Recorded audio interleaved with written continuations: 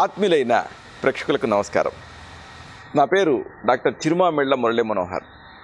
Family health అనే ఈ చక్కని కార్యక్రమాల పరంపరలో మనల్ని, మన కుటుంబ సభ్యుల్ని అందరినీ ఇబ్బంది పెట్టేటటువంటి అనేక రకాల సమస్యలు, వ్యాధులకు అతి సులువైన, అతి విలువైన, అతి తేలికైన, శక్తివంతమైన, ప్రభావవంతమైన ఔషధాల తయారీని నేర్చుకుంటున్నాం, తెలుసుకుంటున్నాం. ఇక ఈ కార్యక్రమంలో మనం తెలుసుకోబోయేది చాలా ముఖ్యమైనది, ఎంతో ప్రధానమైంది. అధిక రక్తపోటు, హై బ్లడ్ ప్రెషర్. దీన్ని ఎలా తగ్గించుకోవాలి, అసలు దీన్ని రాకుండా కాపాడుకోవచ్చా, ఏమిటి దీని ప్రాధాన్యత, అలాగే ఇది తెచ్చేటటువంటి చిక్కులు ఏమిటి, ఈ అధిక రక్తపోటుని ఎలాంటి లక్షణాల ద్వారా తెలుసుకోవచ్చు, ఇది తెలుసుకుందాం. దీన్ని వైద్య పరిభాషలో, ఆయుర్వేద పరిభాషలో రక్త భారాధిక్యత అంటారు. అంటే బ్లడ్ ప్రెషర్ పెరగటం. దీనివల్ల అనేక సమస్యలు. మామూలుగా అధిక రక్తపోటు అనేది ఎందుకు వస్తుంది అంటే, చూడండి, గుండె సంకోచిస్తుంది, వ్యాకోచిస్తుంది, ఇది మనకి తెలుసు.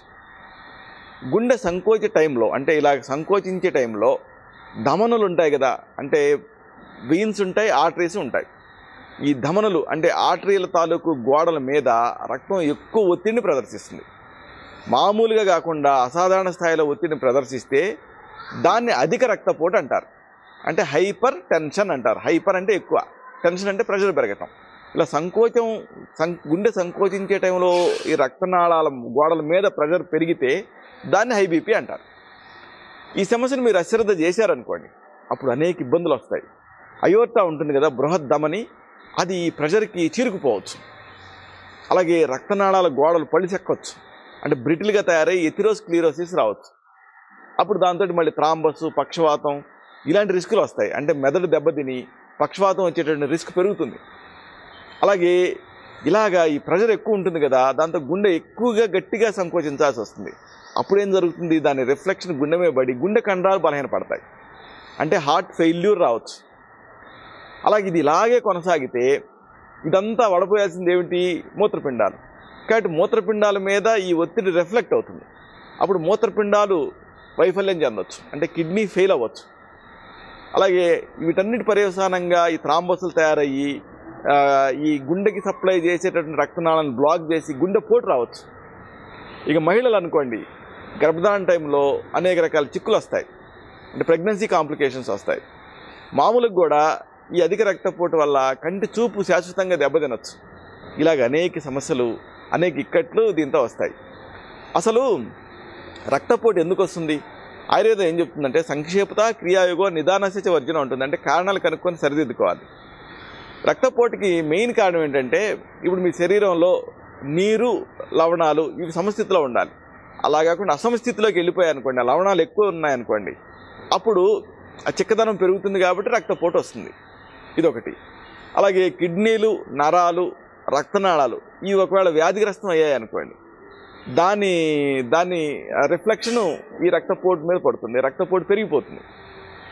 అలాగే శరీరం లోపల ఉండేటువంటి హార్మోన్ల మొత్తాలలో మార్పులు వచ్చాయనుకోండి, అప్పుడు కూడా ఈ రక్తపోటు పెరుగుతుంది. సరే, మరి రక్తపోటు అంటున్నాం కదా, ఎలా తెలుస్తుంది అంటే, నిజానికి ఇది లక్షణరహితంగా ఉంటుంది. కొంతమందిలో కొన్ని లక్షణాలు తెలుస్తాయి. అందుకే దీన్ని సైలెంట్ కిల్లర్ అంటారు. అంటే సైలెంట్గా చాప కింద నీరులాగా ఆ రక్తపోటు అనేది పెరిగిపోయి ఉన్నట్టుండి ఏదో కాంప్లికేషన్స్ వస్తాయి. అలా కాకుండా మీరు గమనించగలిగితే సటిల్గా, అంటే చాలా సూక్ష్మంగా కొంతమందికి కొన్ని లక్షణాల ద్వారా దీన్ని అనుమానించవచ్చు. ఉదాహరణకు రక్తపోటు ఉన్నప్పుడు అయోమయం ఉంటుంది. అలాగే చెవుల్లో హోరుగా అనిపిస్తూ ఉంటుంది. అలాగే చెవుల్లో టినైటస్, ఒక నాదం వినిపిస్తూ ఉంటుంది రక్తపోటు ఉన్నప్పుడు. నిస్త్రాణగా ఉంటుంది, బడలిక. అలాగే బాగా తలని చీల్చుతున్నట్టుగా తలనొప్పి అనిపిస్తూ ఉంటుంది. ఇక గుండె ఇది అపసవ్యంగా కొట్టుకుంటూ ఉంటుంది, అంటే రిధం ఉండదు దానికి. అలాగే ఈ బాగా ఎక్కువ ఉన్న సందర్భాల్లో ముక్కు నుంచి రక్తం కారవచ్చు. అలాగే చూపు కూడా దెబ్బతినొచ్చు. ఇలాంటి ఈ రక్తపోటుని ఎలా తగ్గించుకోవాలి, దీనికి ఒకటి రెండు చక్కని ఔషధాలు తయారీలు మనం నేర్చుకుందాం. మొదటి ఔషధం, దీనికి మీకు కావాల్సింది పెన్నేరుగడ్డల చూర్ణం 50 గ్రాములు. పెన్నేరుగడ్డలు, పేరు లేని వ్యాధికి పెన్నేరుగడ్డ అని మనకి తెలుగులో ఒక సామెత ఉంది. ఈ పెన్నేరుగడ్డలనే సంస్కృతంలో అశ్వగంధ అంటారు. అశ్వగంధ, దీని వేర్లు. ఈ అశ్వగంధ మీకు ఈ వేళ్ళు అనేవి మీకు ఆయుర్వేద మూలికలు అమ్మేటటువంటి షాపులో దొరుకుతాయి. ఇది పెనాషియా అంటే అనేక వ్యాధులకు సమాధానం ఈ పెన్నేరు గడ్డలు. కాబట్టి పెన్నేరు గడ్డల చూర్ణాన్ని ఒక 50 గ్రాములు సిద్ధం చేసుకోండి. అశ్వగంధ వేర్లను తీసుకొచ్చి మెత్తగా పొడి చేసి సిద్ధం చేసుకోవచ్చు. లేదు ఇంకా ఎఫెక్టివ్గా పనిచేయాలంటే పాలల్లో ఒక 4-5 సార్లు ఉడకబెట్టేసేసి ఉడకబెట్టి ఇలాగా ఫైనల్గా పొడి చేసుకోవచ్చు. ఇదంతా చేసుకోలేకపోతే ఆయుర్వేద మందుల షాపులో మీకు అశ్వగంధ చూర్ణం దొరుకుతుంది, తెచ్చుకోవచ్చు 50 గ్రాములు. అలాగే తెల్లమద్ది చెట్టు పట్ట చూర్ణం 50 గ్రాములు. తెల్లమద్ది, ఈ తెల్లమద్ది కూడా దీన్ని ఏరుమద్ది అని అంటూ ఉంటారు. మామూలుగా వేప చెట్లాగా తుమ్మ చెట్లాగా ఇది ఒక పెద్ద వృక్షం. దీని పైన ఉండేటటువంటి బార్క్ తాలూకు పొడి 50 గ్రాములు. ఈ తెల్లమద్ది వేర్లన్నీ కూడా ఈ తెల్లమద్ది చెట్టు పట్టను కూడా మీరు తెచ్చుకొని పొడి చేసుకోవచ్చు. లేదు తెల్లమద్ది పట్ట చూర్ణం మీకు దొరుకుతుంది 50 గ్రాములు అర్జున. అలాగే మరొక ఆసక్తికరమైన వస్తువు ఏంటంటే పల్లేరుకాయలు. ఈ పల్లేరు మీరు మామూలుగా అట్లా పొలాలలో నడుచుకుంటూ వెళ్తూ ఉంటే బట్టలకి కొంకెలాగా మీకు అంటుకుంటూ ఉంటాయి పల్లేరుకాయలు. ఈ పల్లేరుకాయలు చూడటానికి అలా ముళ్ళులాగా అనిపిస్తాయి, కానీ మన ఆరోగ్యపరంగా ఇవి చేసే మేలు అంతా ఇంత కాదు. ఈ పల్లేరుకాయల చూర్ణాన్ని 50 గ్రాములు సిద్ధం చేసుకోండి. గోక్షుర అంటారు. ఇది కూడా మీరు సంపాదించుకోలేకపోతే కొనుక్కోవచ్చు. పల్లేరుకాయల చూర్ణం 50 గ్రాములు. అలాగే వీటితో మరి మంచి చక్కటి రుచికరమైన టీ తయారు చేసుకోవాలి. టీ లాంటిది డికాక్షన్. కాబట్టి పాలు ఒక అరకప్పు సిద్ధం చేసుకోండి. నీళ్లు 1 గ్లాసు సిద్ధం చేసుకోండి. ఇప్పుడు వీటన్నిటిని ఉపయోగిస్తూ ఔషధాన్ని చేసుకోవాలి. 50 గ్రాముల ఈ పెన్నేరు గడ్డల చూర్ణం అంటే అశ్వగంధ వేర్ల చూర్ణం, 50 గ్రాముల తెల్లమద్ది చెట్టు పట్ట చూర్ణం అంటే అర్జున చూర్ణం, 50 గ్రాములు పల్లేరుకాయల చూర్ణం అంటే గోక్షర చూర్ణం అన్నిటినీ కలిపి నిల్వ చేసుకోండి. ఇది ఒకరోజు డోసు కాదు, అంటే దీన్ని రోజువారీగా మీరు వాడుకోవటానికి దీన్ని నిల్వ చేసుకోవాలి. అన్నిటినీ కలిపి 50 గ్రాముల చొప్పున. ఇప్పుడు ఈ మిశ్రమాన్ని ఒక 2 టీ స్పూన్లు తీసుకోండి. తీసుకొని అరకప్పు పాలకు వేయండి. అలాగే 1 గ్లాసు నీళ్లు కలపండి. పాలు మాత్రమే మిగిలేలాగా బాయిల్ చేయండి చిన్న మంట మీద. అంటే మీకు ఒక చక్కటి టీ లాంటి తయారవుతుంది. దీన్ని వడపోసుకొని హాయిగా టీ తాగినట్టుగా తాగేయండి.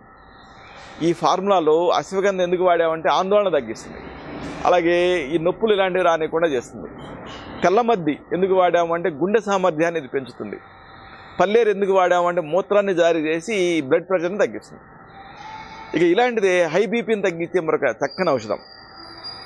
దీనికి మీకు కావాల్సింది పాతాళ గరుడి వేరు చూర్ణం ఒక 50 గ్రాములు. దీన్నే సర్పగంధ అంటారు. అలాగే జటామాంసి వేరు చూర్ణం ఒక 50 గ్రాములు సిద్ధం చేసుకోండి. అలాగే తులసి ఆకుల పొడి 50 గ్రాములు సిద్ధం చేసుకోండి. అన్నీ కూడా ఈక్వల్ ప్రపోర్షన్స్ 50 గ్రాములు. ఇలాగా అన్నిటినీ మీరు మూలికల షాపుల నుంచి తెచ్చుకోవచ్చు, మూలికల అమ్మే దుకాణాల నుంచి అంగళ్ళ నుంచి తెచ్చుకోవచ్చు.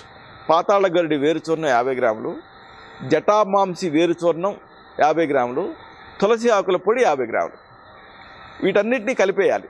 అంటే 50 గ్రాముల చొప్పున ఒక్కోటి తీసుకొని కలపాలి. పాతాళ గరుడి వేరు చూర్ణాన్ని 50 గ్రాములు కలపాలి, సర్పగంధ చూర్ణాన్ని 50 గ్రాముల జటామాంసి వేరు చూర్ణాన్ని కలపాలి, 50 గ్రాముల తులసి ఆకుల పొడిని కలపాలి. అన్నింటినీ కలిపితే ఔషధం సిద్ధం అవుతుంది. నిల్వ చేసుకోండి. ఈ ఔషధాన్ని ఒక 1/2 టీ స్పూన్ చొప్పున తేనెతో కానీ, అంటే తేనె కలిపి తీసుకోవచ్చు, నాకొచ్చు చప్పరిచ్చి, లేదా అరకప్పు నీళ్ళకి కలుపుకొని ఆ నీళ్లు తాగొచ్చు. ఈ ఫార్ములాలో సర్పగంధ ఇది ఈ రక్తనాళాల గోడల్ని వ్యాకోచపరుస్తుంది, డైలేట్ చేస్తుంది. ఇక జటామాంసి ఎందుకు వాడాము అంటే అది ఆందోళన తగ్గిస్తుంది. అలాగే తులసి కూడా ఆందోళన తగ్గిస్తుంది. అధిక రక్తపోటుకి మెయిన్ కాజ్ ఆందోళనే కదా. కాబట్టి ఈ రెండింటితోటి ఈ ఆందోళన తగ్గుతుంది, అలాగే ఒత్తిడి తగ్గుతుంది. అన్నిటితోటి టోటల్గా ఈ రక్తపోటుని తగ్గించుకోవచ్చు. ఇలా చేస్తూ జాగ్రత్తలు తీసుకోవాలి. బరువు ఉంటే బరువు తగ్గండి.